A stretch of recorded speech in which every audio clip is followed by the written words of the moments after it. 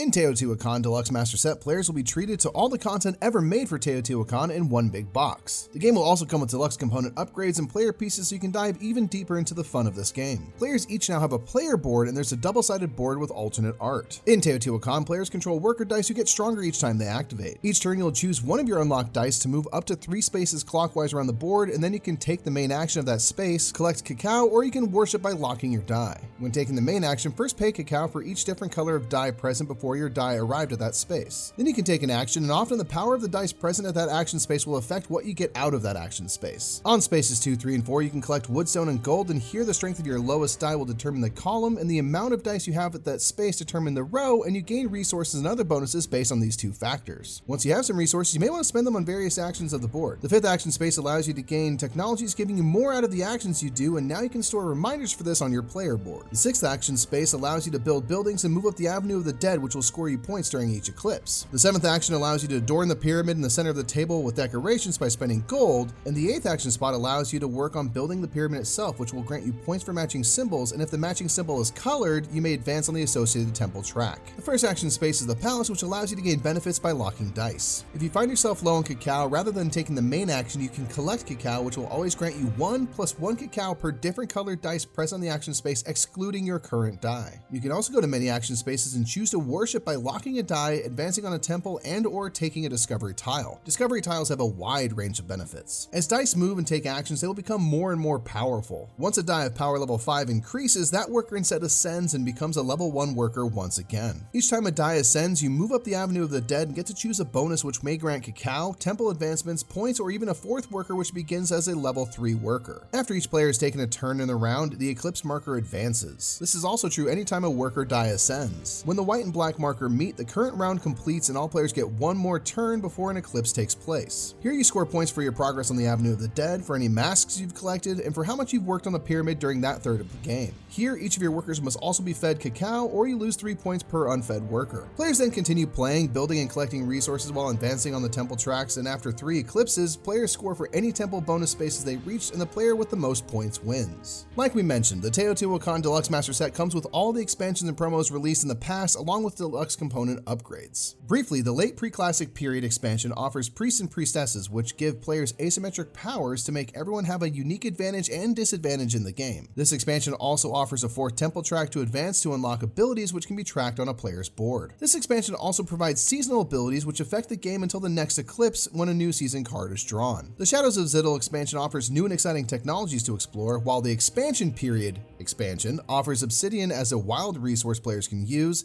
It upgrades the palace board to the mansion, and shamans who have special action boards between the main action spaces, giving them bonuses, and the conquest board replaces the 6th action space, which allows players to explore with warriors and settle in different regions beyond their original home in Teotihuacan. All of these expansion materials will live in one box with newly upgraded graphic design and a 2-sided player board with different art to match each player's preferences.